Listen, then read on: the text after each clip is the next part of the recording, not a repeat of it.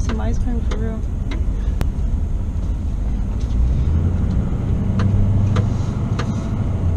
We have a to-do list. No, I mean, where is it? So that's the West Coast burritos. Oh, right next to it.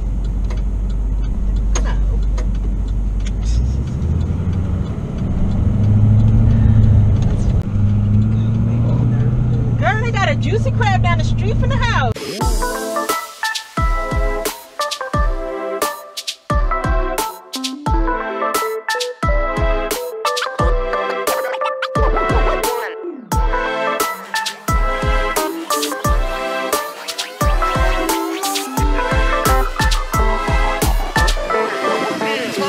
Let's go.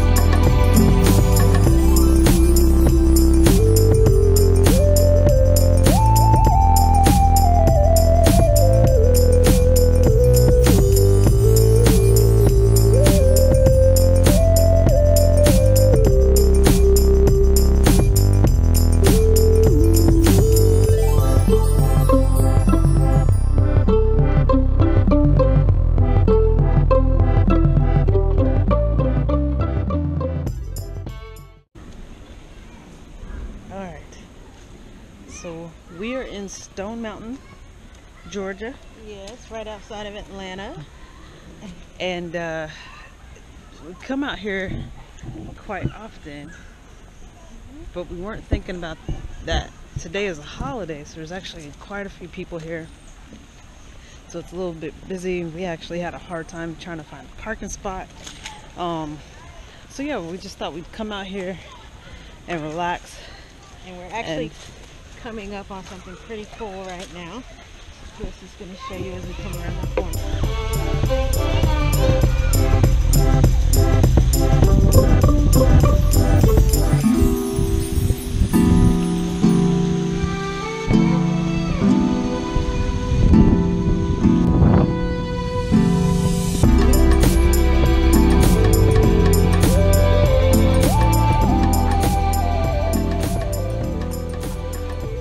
Georgia has a lot of pretty cool walking trails and nature trails.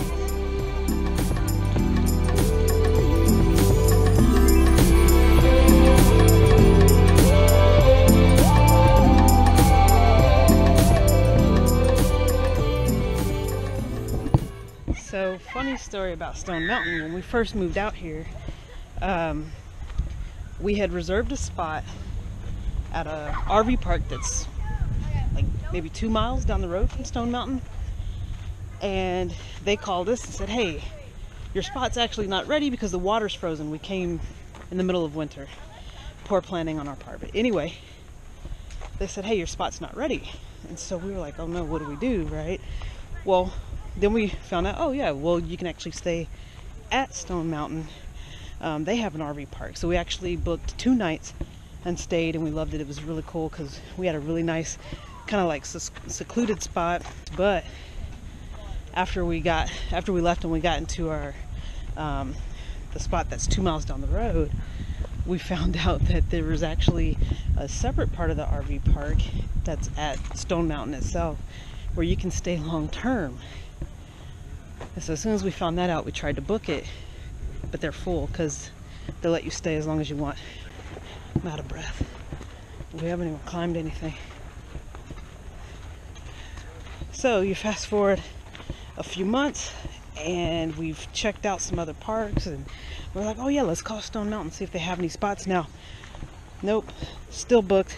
And we drove through just now looking at the RVs. They're the same RVs that were here when we moved to Stone Mountain months ago. So yeah, it's a wonderful place. If you can get out here, even for the short term, check it out. It's really beautiful.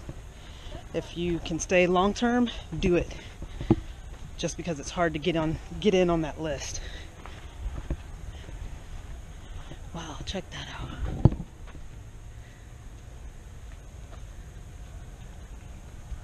So today we're going to be answering that question that a lot of people that RV full-time are asked.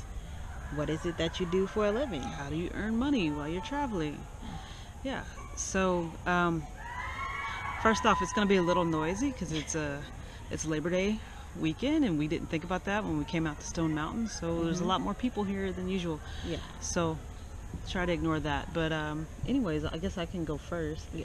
So I'm an instructional designer, and what that means is I create online courses and face-to-face courses for companies. It's the most hated job in America. Yeah, so when you start a new job and they're like, hey, go sit in front of this computer for 8 hours and take all this online training, you know, I made those. Or when they send you to some place for 2 weeks of workshops, I probably wrote those workshops.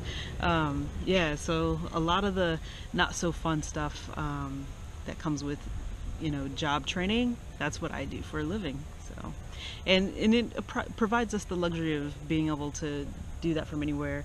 A lot of times I can work remote. Sometimes I have to actually go into an office, and so how that affects us living in the RV is that means, you know, we're temporary locals anyway. So if I take a contract that's 3 months, 4 months, and they're like, hey, we need you to work in the office, as much as I don't prefer it, it wouldn't be a big deal because we're staying in these cities long term but short term anyway, so it works out. Yeah. And I am a writer. I write way cooler than what I do. Yes, I write poetry and fiction, and I'm also a spoken word artist. So I travel around the country doing spoken word poetry and giving speeches for companies and just for the local public. Like, I do a lot of open mics. But I've written 5 books to date. Yeah, 5 books. And I have one coming out again soon. She's actually pretty good. I'm not just saying that. Yeah, and as a side gig on the road, we actually build websites for people. So just local companies, sometimes we help big businesses. Yeah, just some of the things that we do. We also do a couple other just random things. I but help for the people, most, like, write resumes. Sure. Sometimes a few different people have hit me up, and yeah, you can just like shoot me an email. I can help with resumes. Yeah. Yeah, I think that's pretty much it. And the cool part about what we do is, you know, I think what happens most of the time is, you know, we're the youngest people at the RV park, and so a lot of times they're trying to figure out, okay, well, what do you do for a living? How do you make your money, right? Because, you know, most people are retired before they decide to do this lifestyle, and we're not. Obviously, we're kind of living our retirement while we're saving for retirement, if you will. And the cool part about what we're doing is that we downsized to get here, and so the fact that we're earning the same money we were earning before we downsized, we're actually able to do a lot more now. So financially, we can save more, we can, you know, spend more if we want to. It's pretty cool, and it's something that I don't regret doing at all. I don't miss any of the stuff that we sold in order to be able to do this. Yeah, me either. And we have a great life now. Like, it really helps Carissa wanting to travel and being able to work remotely. It helps me be able to go to different cities and perform.